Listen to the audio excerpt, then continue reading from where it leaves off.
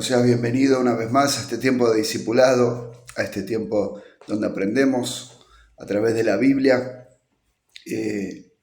un poquitito más acerca de los misterios de Dios, acerca de lo que Dios nos enseña a través de su palabra.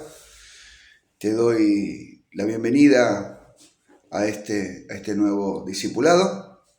Que Dios te bendiga, Dios te guarde, donde nos estés mirando. Déjanos en tus comentarios, ahí en los comentarios, de dónde nos estás viendo, de dónde estás escuchando este video. Así podemos bendecirte, saludarte, ¿sí? Tu nombre. Te recuerdo de que este estudio podés acceder gratuitamente, totalmente gratis. Nos dejas en los comentarios lo quiero y tu mail y te lo estaremos enviando a la brevedad. Estamos en un tiempo en donde estamos enseñando ya desde hace tiempo las puertas, la restauración del muro y de las puertas de Jerusalén en los tiempos de Nehemías y en los tiempos de Esdras. Estamos tocando textos bíblicos en donde Nehemías relata la restauración de los muros y la restauración de las puertas. Si todavía o recién te conectás o todavía no viste ninguna de las demás puertas, cada una están subidas a nuestro canal. Podés verlas, escucharlo, estudiarlo, cuál es el significado natural y espiritual que nos da cada puerta, y de esa manera podés estudiar un poquito más de la palabra, ¿verdad? Hay misterios en la Biblia que les son revelados a los hijos, dice la Biblia, ¿verdad? Así que bueno, sea bienvenido. Hoy vamos a comenzar con la puerta de Efraín. La puerta de Efraín. Como texto principal en donde nos habla de esta puerta es en Nehemías capítulo 12, versículo 39.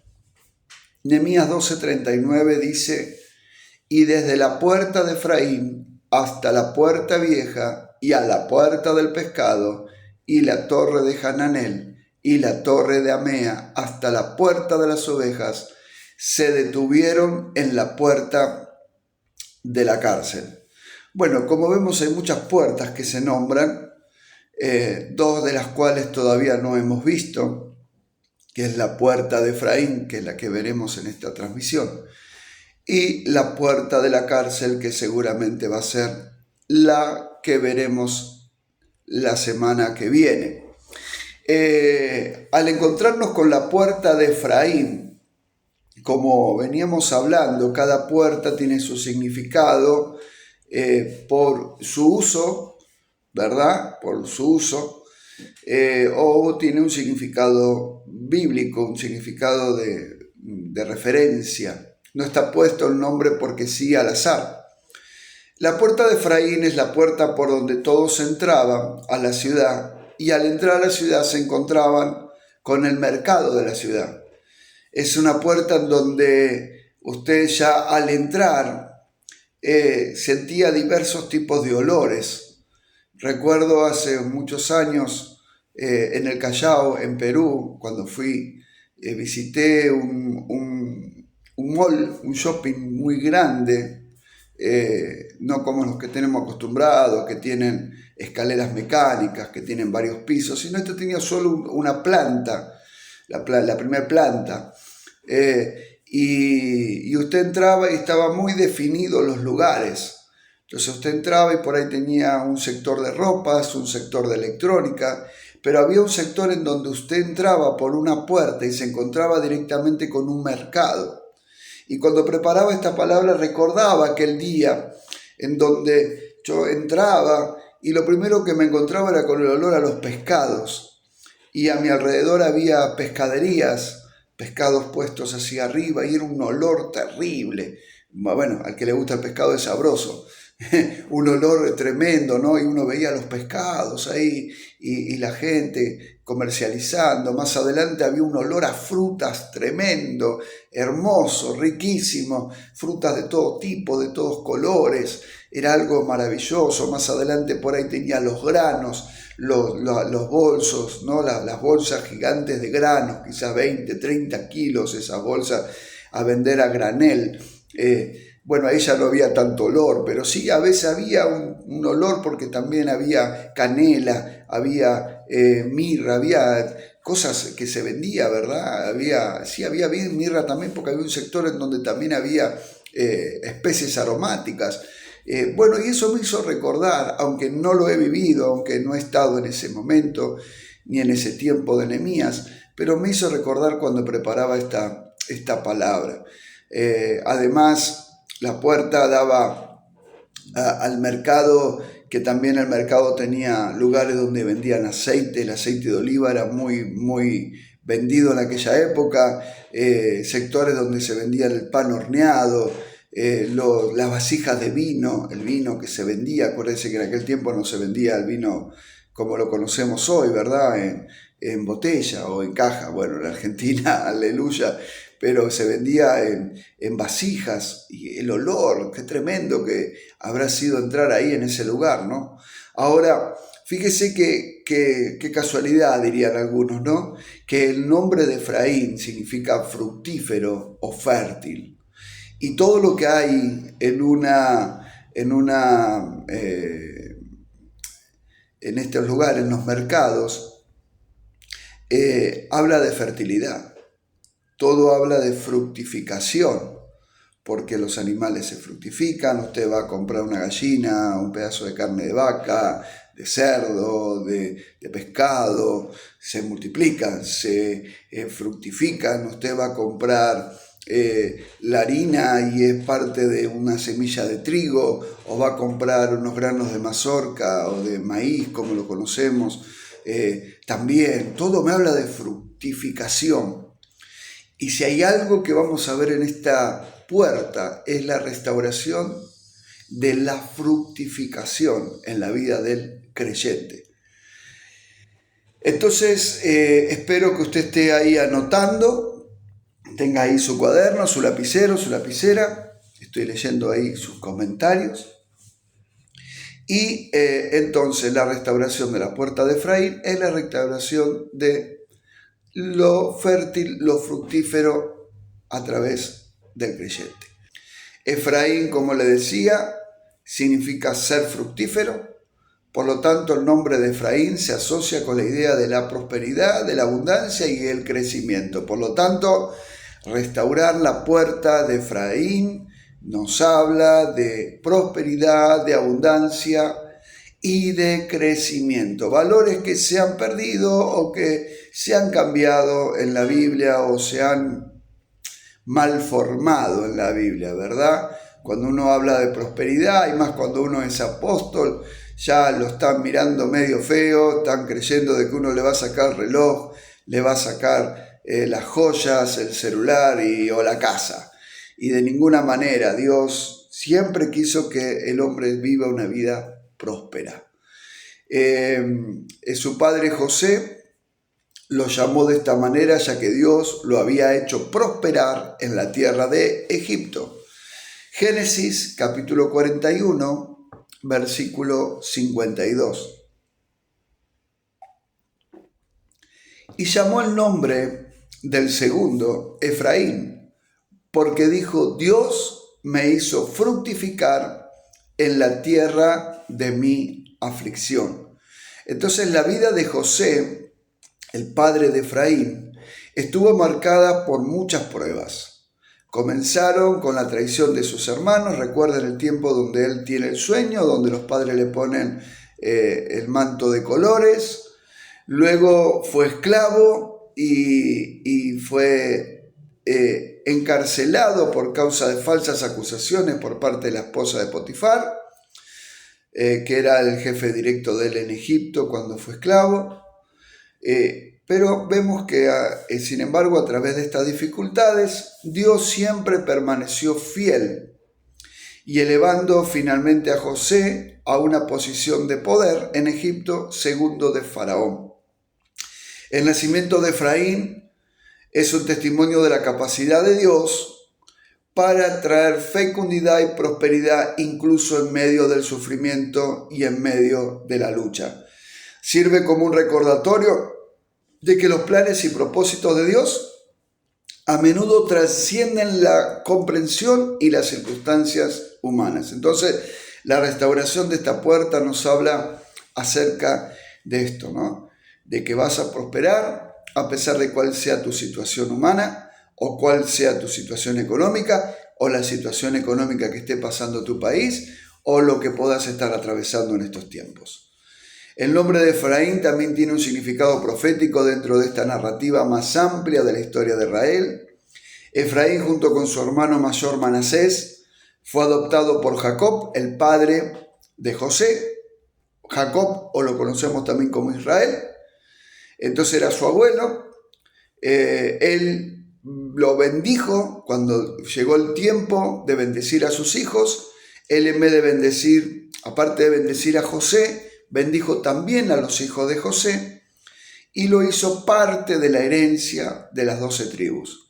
Génesis 48:5, usted abra ahí la Biblia y déjela abierta en Génesis 48:5, igual. En estos videos usted siempre va a tener los textos bíblicos para corroborar. Dice, y ahora tus 2 hijos, Efraín y Manasés, que te nacieron en la tierra de Egipto, antes que viniese a ti a la tierra de Egipto, míos son. Como Rubén y Simeón serán míos. Él lo hizo propio. Entonces vos fíjate que la aflicción de José, el dolor de José, la traición de sus hermanos y todas las aflicciones que pasó hasta ese día se transformaron en fructificación. Por eso demos gloria al Padre, que todo tiempo de crisis, todo tiempo de dolor, todo tiempo de sufrimiento, bendito sea el nombre de Jesús, traerá consigo un nuevo tiempo de prosperidad, un nuevo tiempo de abundancia, un nuevo tiempo de crecimiento, un nuevo tiempo de gloria y de honra. Alabado sea el nombre de Jesús. Entonces este acto de adopción y bendición por parte de Jacob es particularmente notable porque él cruzó sus manos para colocar su mano derecha sobre la cabeza de Efraín. La mano derecha era la mano que bendecía. Amén. Entonces Efraín recibe doble bendición de parte de Israel o de parte de Jacob. Esto lo encontramos en Génesis 48, versículo 14 al 19. La bendición de Jacob a Efraín sobre Manasés presagia el papel prominente que la tribu de Efraín desempeñaría más tarde en la historia de Israel. A lo largo del Antiguo Testamento, Efraín se usa a menudo como un nombre representativo para el reino del norte de Israel, indicando su influencia y liderazgo significativos entre las tribus, entre las 12 tribus. En Oseas capítulo 11, versículo 8, nos dice, ¿cómo podré abandonarte, oh Efraín? ¿Cómo entregaré yo, Israel? ¿Cómo podré yo hacerte como a Adma o ponerte como a Seboim? Mi corazón se conmueve dentro de mí, se inflama toda mi compasión. Entonces, esto refleja la importancia duradera y representación simbólica de Efraín dentro de la identidad colectiva de la nación de Israel. Además, su nombre encapsula el tema de la providencia divina y el cumplimiento de las promesas de Dios. Aleluya. El ascenso de José al poder en Egipto y la posterior preservación de su familia durante la hambruna severa fueron parte del plan general de Dios para cumplir su pacto con Abraham, con Isaac y con Jacob. El pacto que Dios le dijo a Abraham, te bendeciré, serás bendición. La fecundidad representada por el nombre de Efraín es una manifestación tangible de la fidelidad de Dios a sus promesas, asegurando la supervivencia y el crecimiento del pueblo elegido. Las implicancias teológicas del nombre de Efraín se extienden más allá de su contexto bíblico o su contexto histórico inmediato, ofreciendo lecciones atemporales para nosotros los creyentes. Sirve como un poderoso recordatorio de que las bendiciones de Dios a menudo vienen de maneras inesperadas y a través de circunstancias muy difíciles. Así como José experimentó fecundidad en la tierra de su sufrimiento, nosotros los cristianos somos alentados a confiar en la soberanía y bondad de Dios, incluso en tiempos de prueba y en tiempos de dificultad.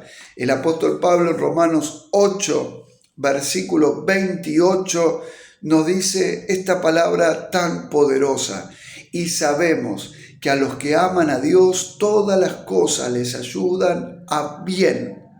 Esto es, a los que conforme a su propósito son llamados.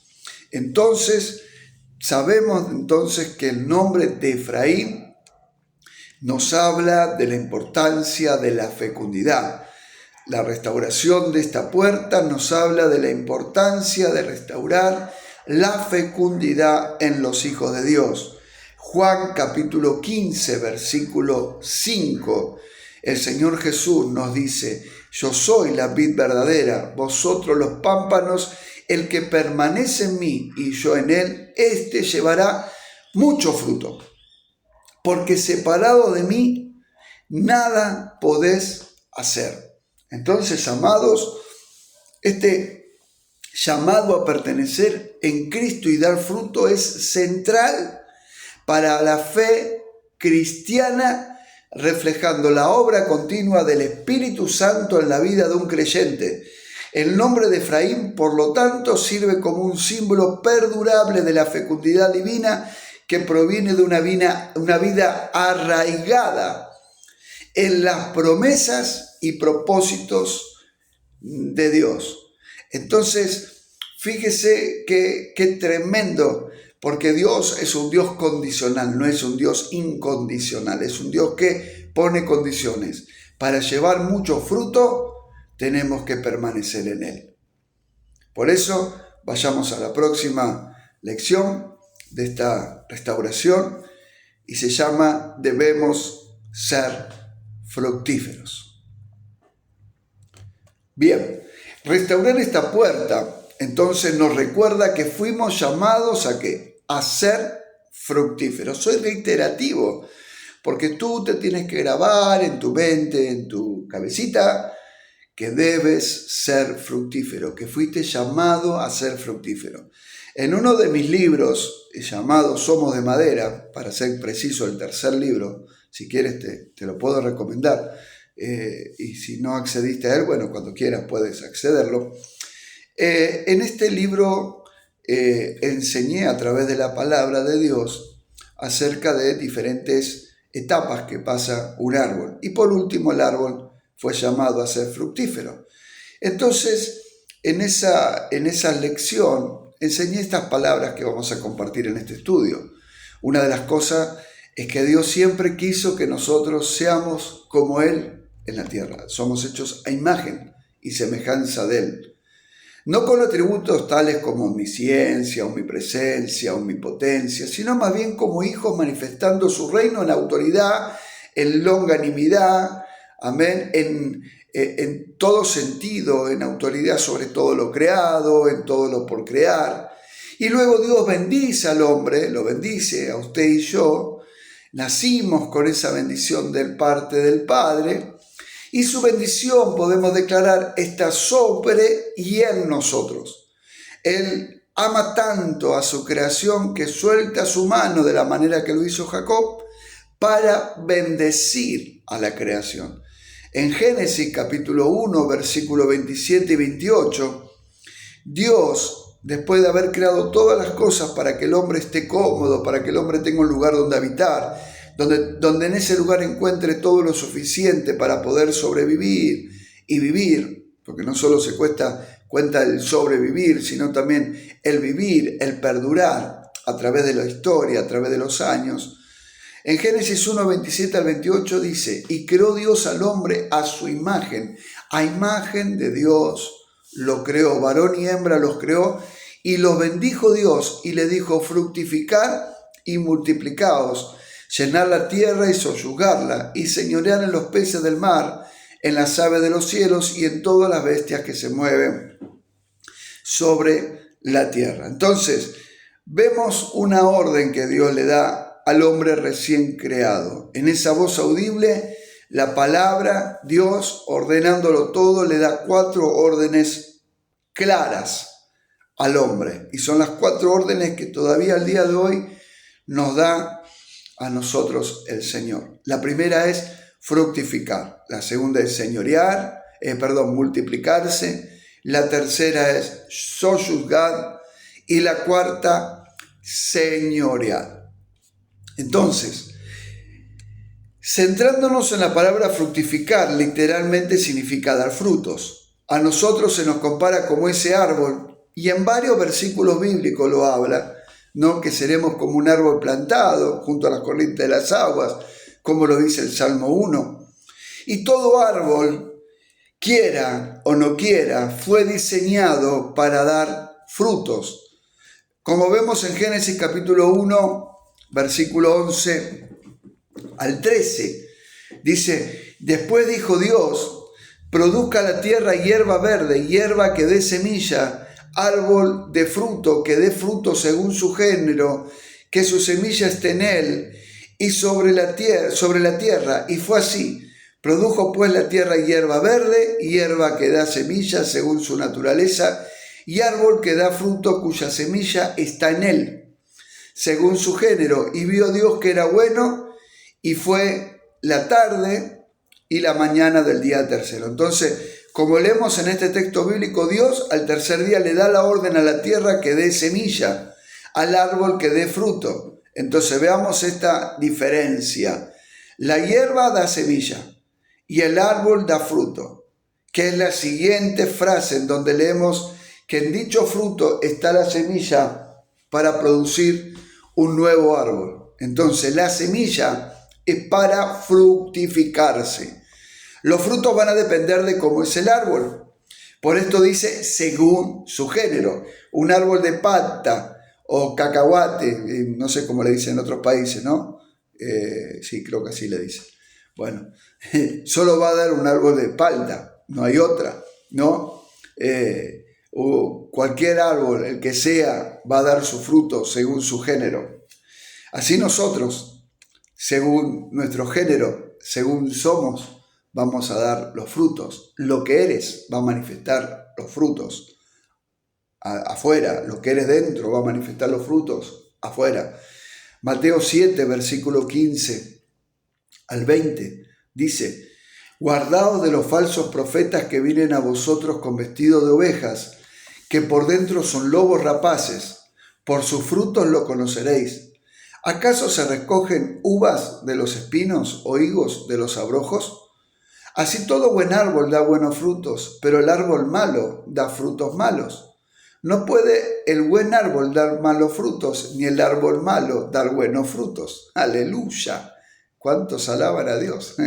Todo árbol que no da buen fruto es cortado y echado en el fuego, así que por sus frutos los conoceréis. Entonces, aquí vemos, ¿verdad? Si el árbol es bueno, los frutos van a ser buenos. Si el árbol es malo, los frutos van a ser malos. De cierto, el contexto nos habla de los lobos disfrazados de ovejas, los falsos profetas. Por eso entramos en la nueva sección. Vamos a hablar de los falsos profetas. Amén. Primera de Corintios, capítulo 5, versículo 11. Más bien os escribí que no os juntéis con ninguno que, llamándose hermano, fuere fornicario o avaro o idólatra o maldiciente o borracho o ladrón, con tal ni aun comáis. Entonces, amado, los falsos profetas parecen verdaderos. Aún manifiestan cierta reputación delante de las personas. Manifiestan dones, son aplaudidos, atraen multitudes, pero son árboles sin fruto o árboles que producen frutos malos. Entonces podemos ver dentro del cuerpo de Cristo que hay falsos hermanos, falsos cristianos. Jesús dijo que los adoradores deben dar una verdadera adoración, o sea que también hay falsos adoradores. Los falsos se introducen dentro de la iglesia para pervertir la fe de otros, introduciendo falsas doctrinas, todo bajo la Biblia, herejías, y así se llevan a las personas que son por lo general débiles. y haciendo que éstas se aparten de la verdadera fe. Podemos decir que lo falso es la imitación de lo verdadero. Aparentan ser, pero en verdad no lo son. Podemos ver cómo imitan la adoración. Levantan las manos, predican, dicen amén, aleluya, asienten con su cabeza, ofrendan, hasta diezman. ¡Wow! El hecho está en que ellos nunca van a practicar la justicia, nunca van a practicar el temor a Dios, nunca van a practicar la piedad. Al contrario, la van a aparentar.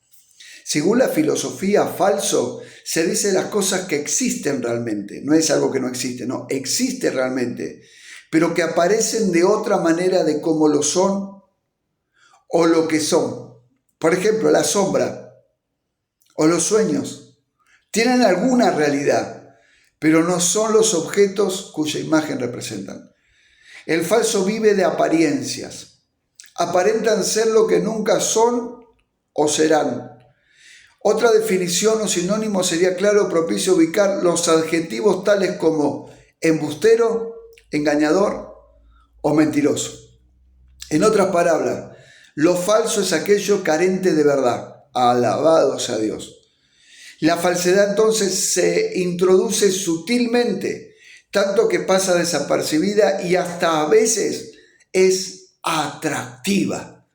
Alguien dijo que para que una mentira pueda ser creída debe contener algunos elementos de veracidad.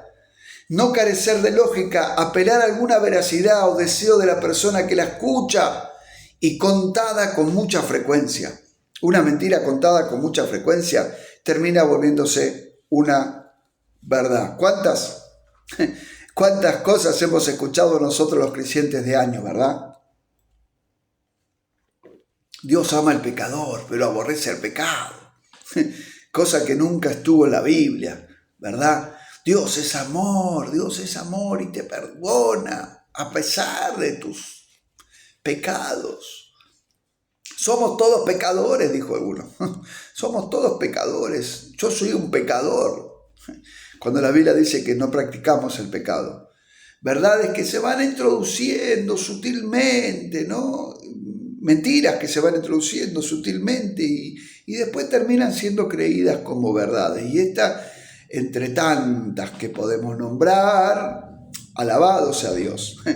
Volviendo al ministerio del profeta, el que es verdadero no producirá en las personas una dependencia al mismo profeta. Tampoco sacará provecho de ello. Cuando el llamado es de Dios, Él es quien promueve. Usted si ve un profeta que lo hace dependiente de sus profecías, aleluyita, estamos en un peligro. Bendito sea Dios. Profeta que no pone la condición de Dios para que la gente sea prosperado, aleluya. Porque quiero decirte y repetirte que no vas a ser prosperado o no vas a gozar de las bendiciones de Dios si antes obedeciere la voz de Dios, siguiere sus mandamientos y todo, oyere la voz. Hay condiciones que Dios pone, siempre Dios pone condiciones. ¿Seréis verdaderamente mis discípulos? Sí, papá. ¿Seréis salvos? Sí, te arrepentís y te bautizás. Son condiciones. Bendito sea el nombre de Jesús. Entonces, ¿qué hace la diferencia entre los verdaderos profetas y los falsos? Que su mensaje viene directamente de Dios. ¿Y cómo sé que el mensaje viene de Dios? Porque provoca que los corazones se acerquen más a Dios. Lucas capítulo 7, versículo 16, dice: y todos tuvieron miedo y glorificaban a Dios diciendo: un gran profeta se ha levantado entre nosotros y Dios ha visitado a su pueblo. Por donde quiera que el profeta pasa, deja evidencia. La marca clave de un profeta verdadero es que deja restauración. La evidencia no es solo que la palabra se cumpla. La evidencia es que su mensaje produce restauración. Un profeta verdadero convierte en logos en rema. Consuela a otros con abundancia de palabra. Si el profeta habla de parte de Dios, todo lo que dice se cumple. Aunque toda profecía, volvemos a decir, es condicional. En este caso no sujeta a Dios, sino sujeta a la persona que lo recibe. A nosotros Dios, a mi esposa le habló de que iba a ser fructífera, de que iba a quedar embarazada. Ella le creyó, yo no, ella sí, pero bastó con que ella le crea para que en su vientre haya un bebé, cosa que no podíamos. Entonces fue condicional. ¿Cuántas promesas se te fueron dadas y aún no se te han cumplido? Porque todavía conservas la condición de incredulidad o todavía conservas la condición de limitaciones. Pregunta, amados, benditos a Dios. Aunque se cumpla la profecía, pero si esta aparta a la gente de Dios, este profeta es falso. Deuteronomio capítulo 13, versículo 1 al 3, nos dice: cuando se levantare en medio de ti profeta o soñador de sueños y te anunciare señal o prodigio diciendo, vamos en pos de dioses ajenos que no conociste, y si murmures, no darás oído a las palabras de tal profeta, ni a tal soñador de sueños, porque Jehová vuestro Dios está probando para saber si amáis a Jehová vuestro Dios con todo vuestro corazón y con toda vuestra alma. Entonces, un profeta verdadero es un líder que tiene la capacidad de influir sobre otros. Y entre más elevado es el nivel del profeta, más atraerá a él el corazón de los hijos a Dios y de Dios a los hijos. Desarrolla pasión por la presencia de Dios y por la obra de Dios, por la palabra de Dios, por su nación y por las naciones. Él es impregnado por el corazón del Padre. Un profeta verdadero tiene visión de reino y para el reino, no para él mismo. Tiene un profundo respeto por el cuerpo de Cristo. No tiene el síndrome de Caín, la envidia, y no recibe reproche en contra de su hermano. Salmo 15 dice: Jehová, ¿quién habitará en tu tabernáculo? ¿Quién morará en tu monte santo? El que anda en integridad y hace justicia y habla verdad en su corazón, el que no calumnia con su lengua ni hace mal a su prójimo, ni admite reproche alguno contra su vecino, aquel a cuyos ojos el vil es menospreciado, pero honra a los que temen a Jehová, el que aún jurando en daño suyo, no por eso cambia, quien su dinero no dio a usura, ni contra el inocente admitió cohecho, el que hace estas cosas no revelará jamás. Volvemos a la condición. ¿Cuál es la condición? Que el que hace estas cosas no revelará jamás. Entonces, el profeta verdadero tiene un corazón transparente, desarrolla celo de Dios sobre toda la santidad. Un profeta verdadero tiene la capacidad de Dios para abrir los cielos. El verdadero profeta tiene autoridad de ejecutar juicios de Dios, por lo cual el profeta debe estar alineado con la justicia del mismo Dios. Aleluya. Segunda de Timoteo, amados, capítulo 3, versículo 1 al 9.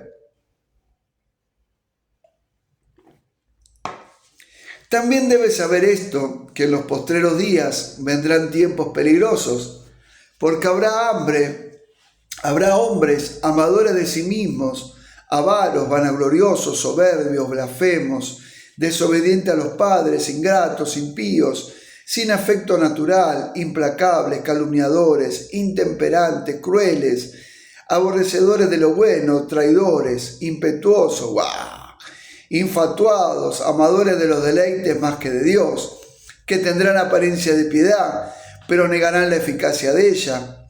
A estos evita, porque de estos son los que se meten en la casa y llevan cautivas a las mujercillas, cargadas de pecado, arrastradas por diversas concupiscencias.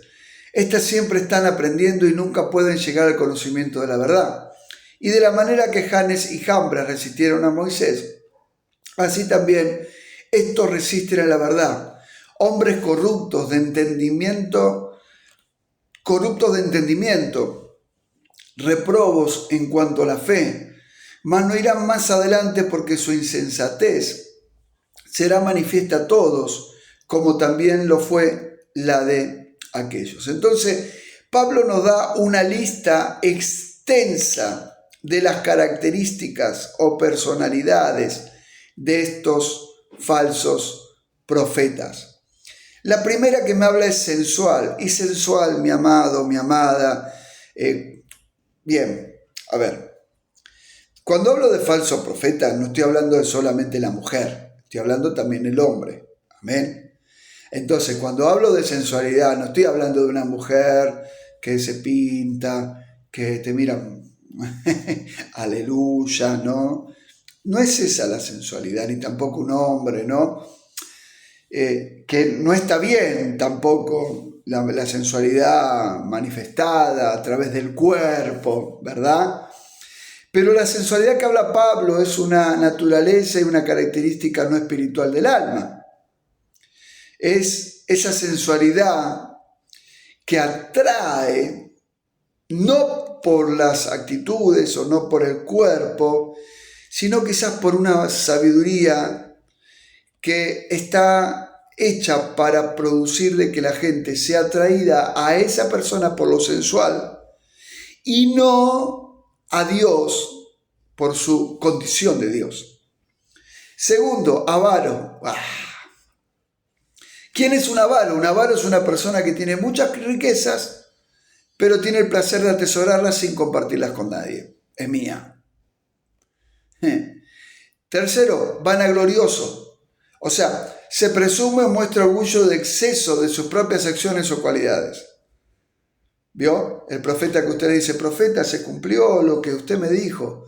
O profeta, desde que usted vino a mi iglesia a predicar, algo grande ocurrió. Y te dice, sí, amado, eso a mí me pasó. Le mandé un mensaje una vez a un profeta, Dios es testigo, y le dije, profeta, no sé, algo ocurrió en mí cuando usted me oró. Sí, amado, eso es lo que ocurre cada vez que visito las iglesias. Ah, mira qué bien. Gloria mía, gloria mía. Aleluya. Profeta, qué vanaglorioso. Se resume en un profeta que no le da la gloria a Dios. Porque no es el vaso. No es el vaso. Es el que lo llena. Es el líquido. Cuarto, soberbio. Bueno, eso también es parte, ¿no?, de la vanagloria. El soberbio es el que se cree superior. La Biblia dice que nadie se crea más de lo que es. No te dice que no te creas, pero no te creas más de lo que sos, ¿no? Ahí viene el apóstol, ¿no? Siéntenlo en la primera silla, denle la Coca-Cola, bien fría, en verano, aleluya, gloria a Dios. Pónganle en la alfombra roja, ¿no? Y no lo puede saludar nadie, es soberbio, altanero, bendito sea Dios. Quinto, blasfemo, expresa injuria con lo que dice la palabra de Dios. Sexto, desobediente a los padres, no solo los padres terrenales.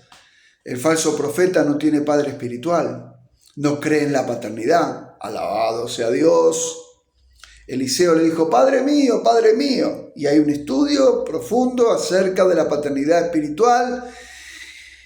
Mire, si el diablo ataca sobre algo, por algo es. Atacó por la economía para que la iglesia sea pobre, pero también ataca sobre la paternidad de los dos lados, para que la iglesia sea huérfana, y por otro lado ataca el verdadero significado de la paternidad para que hombres soberbios, blasfemos, se crean que tienen autoridad suprema sobre personas que lo consideran a él padre.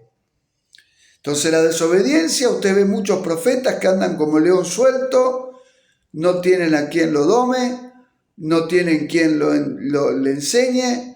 Toda persona que no tiene un padre, una paternidad, cobertura, llamarle como quiera, yo prefiero llamarle paternidad y reconocerlo como paternidad, es un desobediente. Y como desobediente su fin termina mal. Séptimo punto, son ingratos, o sea, son desagradecidos. Octavo, son impíos, no sienten compasión de piedad. Noveno, no tienen afecto natural, sin afecto natural, o sea, lo hacen todo ficticiamente, te abrazan, te besan, te adulan falsamente. Punto 10, son implacables, es alguien que no puede suavizar o no se puede contener. Punto 11, son calumniadores, acusan o imputan falsamente. Décimo segundo, intemperante, o sea, que trata a los demás con poca templanza. Décimo tercero, son crueles, que carecen de compasión. Décimo cuarto, aborrecedores de lo bueno, o sea, detestan hacer lo bueno. 15 son traidores, no guardan fidelidad. Amén, aleluya. No cumplen con su palabra. No se lo voy a contar a nadie.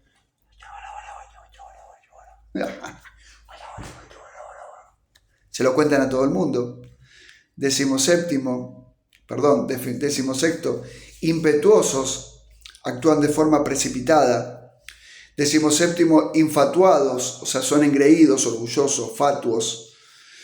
18, amadores de los deleites más que a Dios. Hacen las cosas para los deleites. O sea, no ayunan, no dedican tiempo a la oración, se dedican a llegar tarde a las reuniones, simplemente van, predican. 19, tienen apariencia de piedad, o sea, tienen falta de misericordia o compasión por alguien que sufre o que padece, ¿verdad? Benditos a Dios. Ahora, veamos lo que dice Judas, el libro de Judas. El apóstol Judas fue un hombre que le machacaba en esto, ¿no? En el versículo 3 dice, Judas 3, amados, 3 y 4, dice, amados, por la gran solicitud, benditos a Dios, por la gran solicitud, dice,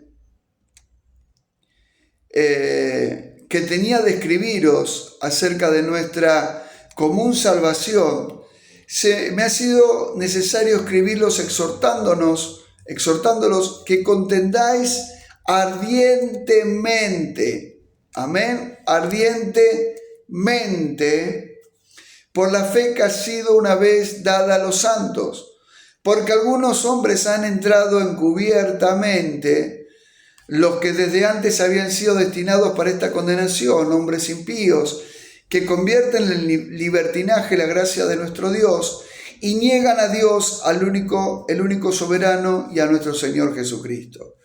Entonces, fíjese cómo él dice de estos, convierten en libertinaje la gracia de nuestro Dios.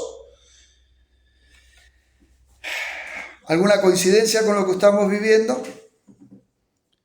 ¿Acaso no convierten en libertinaje la gracia de Dios? Versículos 12 y 13. Son manchas en nuestros ágapes que comiendo impúdicamente con vosotros se apacientan a sí mismos. Nubes sin aguas, llevadas de acá para allá por los vientos, árboles otoñales sin fruto, 2 veces muertos y desarraigados, fieras ondas del mar, que espuman su propia vergüenza, estrellas errantes, para las cuales está reservada eternamente la oscuridad de las tinieblas. Y continúa diciendo, pero vosotros, hay una amonestación, hay una exhortación. Amados, tened memoria de las palabras que antes fueron dichas por los apóstoles de nuestro Señor Jesucristo, los que os decían, en el postrer tiempo habrá burladores que andarán según sus malvados deseos. Estos son los que causan divisiones, los sensuales que no tienen al Espíritu. Pero vosotros, amados, edificándonos sobre vuestra santísima fe, orando en todo tiempo, aleluya, benditos a Dios, orando, en el Espíritu Santo, conservaos en el amor de Dios, esperando la misericordia de nuestro Señor Jesucristo para vida eterna. Algunos que dudan, convencerlos. A otros, salvarlos arrebatándolos del fuego. Y de otros, escucha bien, tener misericordia con temor, aborreciendo aún la ropa contaminada por su carne. Ahora, en los hijos de Dios, ¿de qué fruto nos habla? Algunos consideran o dicen que los frutos son las almas que uno gana. Y bueno, no están tan errados. Pero, ¿qué hay del fruto del Espíritu Santo? Un hombre, una mujer renacido y convertido en un hijo de Dios deberá morir a las obras de la carne y vivir conforme al Espíritu. Romanos 8, versículos 5 al 9.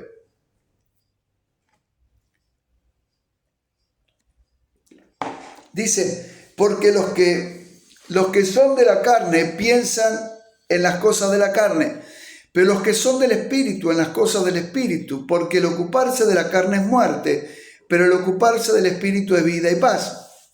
Por cuanto los designios de la carne son enemistad contra Dios, porque se juntan a la ley de Dios, ni tampoco pueden, y los que viven según la carne no pueden agradar a Dios. Mas vosotros no vivís según la carne, sino según el Espíritu, si es que el Espíritu de Dios mora en ustedes. Y si alguno no tiene el Espíritu de Cristo, no es de él. Entonces, esto lo llevará a tener las 9 virtudes o manifestaciones del Espíritu Santo, lo cual implica que, aunque son varias manifestaciones, son una sola consecuencia directa de la presencia de Dios en la vida de todo creyente, de todo cristiano, es decir, de la presencia del Espíritu Santo. Sin embargo, por manifestarse de diferentes maneras, comúnmente son llamados en plural, frutos, aunque son en realidad, según la Escritura, un fruto con resultados diversos. Alguna vez me hice esta pregunta, ¿verdad? ¿Por qué fruto y no frutos si son 9? Porque durante años yo he escuchado que el cristiano tenía que tener los frutos, y cuando leo la Biblia me dice fruto, no frutos. Entonces esto me llevó a orar mucho por esta pregunta, y el Padre me respondió diciendo esto: hijo, yo soy uno, la iglesia es un solo cuerpo, hay un solo bautismo, una sola fe. Él ha orado para que seamos uno, todo es uno. Él es el primero, Él es el último. Entonces entendí, amados, algo más interesante, que cuando Él viene a hacer morada en nosotros a través de su Espíritu Santo, estas 9 operaciones vienen junto con Él. Y es aquí la importancia de llevar adelante una obra personal de cambios personales importantes y aún en nuestro carácter. Si yo digo que tengo amor, debo tener paciencia. Por esto el apóstol Pablo en su primera carta a los Corintios le dijo en el capítulo 13, el amor todo lo espera, o sea, es paciente. Pero a la vez tenemos que tener gozo, tenemos que tener paz, tenemos que tener templanza, mansedumbre, benignidad, bondad, fe. Mi muy amado y amada, no podés tener un solo fruto o una sola manifestación del fruto, o 2 o 3, porque hay uno que vos decís, no, este yo no lo tengo. Tenés que tener los 9, porque si tenés el Espíritu Santo, tenés que tener los 9. Esto lo encontramos en Gálatas capítulo 5, versículo 22 al 25. Dice, mas el fruto del Espíritu es gozo, es amor, gozo, paz, paciencia, benignidad, bondad, fe, mansedumbre, templanza, y contra tales cosas no hay ley. Pero los que son de Cristo han crucificado la carne con sus pasiones y deseos. Si vivimos por el Espíritu, andemos también por el Espíritu. Entonces, amados del Señor, debemos llevar frutos. Próxima sección. Llevar frutos es una obligación. San Juan 15, versículo 1 al 8, y entramos en la recta final de este estudio. San Juan 15, del 1 al 8 dice, yo soy la vid verdadera y mi Padre es el labrador.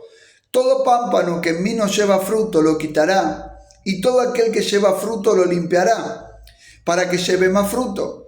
Ya vosotros estáis limpios por la palabra que os he hablado. Permanecer en mí y yo en vosotros. Como el pámpano no puede llevar fruto por sí mismo, si no permanece en la vid, así tampoco vosotros si no permanecéis en mí.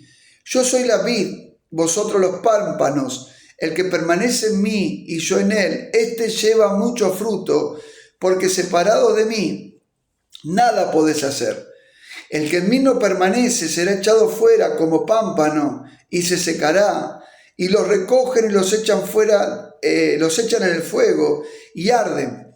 Si permanecéis en mí, mis palabras permanecen en vosotros, pedid todo lo que queréis y os será hecho. En esto he glorificado a mi Padre, en que llevéis mucho fruto y seáis así mis discípulos. Entonces, permanecer en Jesús significa permanecer en su palabra, conocerla, aprenderla, meditarla y vivirla. para que podamos permanecer en obediencia a Él y cambiar de vida o cambiar el carácter de nuestra vida. Es estar bajo su completa autoridad, reconociendo su señorío en nuestra vida. Debemos permanecer en Él porque Él es la fuente de poder que nos capacita para ser transformados en personas de bien, en verdaderos cristianos. Ningún fruto puede sobrevivir sin secarse al estar fuera del tronco del árbol, el cual pertenece, o se seca o se pudre. Cuando un fruto es cortado, pronto se seca, muere, porque no recibe la savia que lo alimenta para mantenerse. Entonces una vid requiere de 3 cosas. Primero, de un labrador que la cuide. Segundo, que el labrador la pode. Y tercero, de ramas que produzcan frutos y más frutos. En toda viña es necesario que haya una persona que cuide, limpie, riegue y vigile constantemente las plantas. Esta persona se llama labrador o en el caso de la viña, viñador. Cada año este labrador tiene que limpiar el suelo en donde se encuentran las plantas, ver la condición de las plantas, recortar el exceso de hojas, podar las ramas para que los pámpanos o renuevos puedan crecer vigorosos y producir una buena cosecha. Quitar las ramas secas, que luego son echadas al fuego y quemadas. A veces es necesario sacarles bichos que producen que las plantas sean comidas, como puede ser una oruga, un caracol, unas hormigas. A veces también es necesario recortar las plantas hasta el mismo tronco que la mata, para que los renuevos surjan con más vigor y produzcan una cosecha superabundante. Jesús en una oportunidad fue a buscar frutos a una higuera. Mateo capítulo 21, versículo 18 al 22. Al buscar fruto en esta higuera, se encontró de que no le halló. Dice, por la mañana volviendo a la ciudad tuvo hambre y viendo una higuera cerca del camino vino a ella y no halló nada en ella, sino hojas solamente. Y le dijo, nunca jamás nazca de ti fruto. Y luego se secó la higuera. Viendo esto, los discípulos decían maravillados, ¿cómo es que se secó enseguida la higuera? Respondiendo Jesús le dijo, de cierto os digo que si tuviereis fe y no dudareis, y solo haréis esto de la higuera, sino que si a este monte dijeres, quítate y échate en el mar, será hecho, y todo lo que pidiereis en oración creyendo, lo recibiréis. De aquí sacamos 2 enseñanzas. La primera acerca de la obligación de llevar frutos. La segunda acerca del poder de soltar la palabra con fe.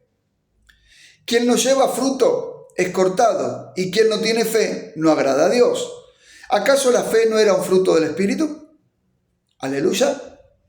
No podemos tener uno o varios ítems del fruto, debemos tenerlos todos.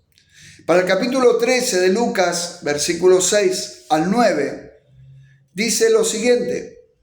Dijo también esta parábola, tenía un hombre una higuera plantada en su viña, y vino a buscar fruto en ella, y no la halló. Y dijo al viñador, he aquí hace 3 años que vengo a buscar fruto en esta higuera, y no la hallo, cortala. ¿Para qué inutiliza también la tierra? Él entonces respondiendo le dijo, Señor, déjala todavía este año hasta que yo cabe alrededor de ella y la abone. Y si diere fruto, bien, y si no, la cortaréis después. Entonces, aquí vemos la gran misericordia de nuestro Señor Jesús. Él siempre nos da una nueva oportunidad.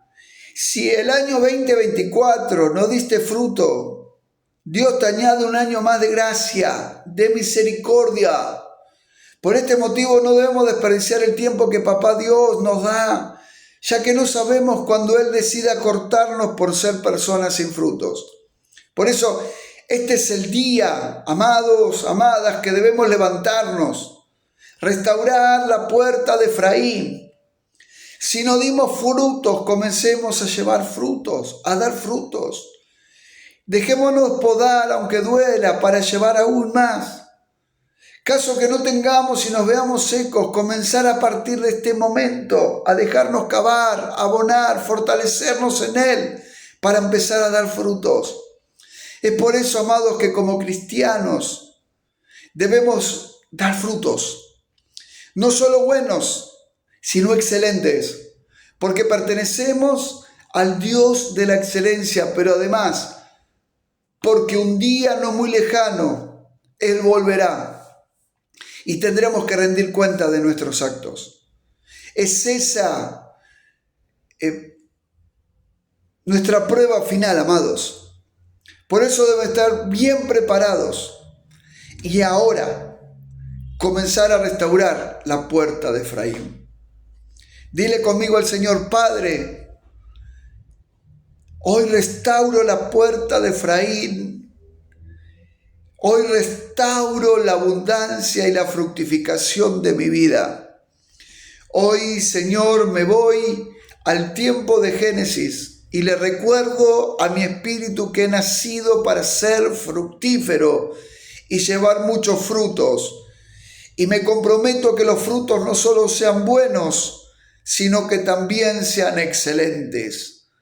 Padre, lo creo y lo confieso por medio de la fe, que a partir de este día trataré de manifestar las 9 evidencias del fruto del Espíritu. No solo seré una persona de dones, sino que me transformaré en una persona de frutos, para que las personas, aleluya, vengan a mí para encontrarte a ti. En el nombre de Jesús. Amén. Amén. Aleluya. Amados, amadas, los bendigo. Gracias por estar ahí conectados. Les recuerdo que todos los lunes, 8 p.m. hora Argentina, 6 p.m. Perú, 5 p.m. Guatemala. Bueno, México creo que también 5 p.m. donde nos mires. Amén. Todos los lunes. Ahí estamos en YouTube, en el canal. Seguinos, suscríbete. Amén. Dale ahí a la campanita para que te lleguen las notificaciones. Pronto vamos a estar cargando nuevos videos, nuevas enseñanzas. Hay otras puertas que todavía faltan cargar al canal, pero pronto lo iremos haciendo todo con paciencia, con misericordia. Acuérdense, tener las 9 evidencias del fruto. Bendito sea Dios. Los quiero mucho, los abrazo. Si quieren este material, les vuelvo a repetir, en el comentario ponen quiero, me mandan su mail. Los que tienen mi número de WhatsApp, me mandan por WhatsApp: Pastor, me envía por favor el material y con gusto se lo estaré enviando. Que el Señor mucho me los bendiga. Será hasta la próxima, en el nombre de Jesús, y espero haber sido de bendición, pero nunca se olvide que la gloria siempre es para Dios. Bendiciones.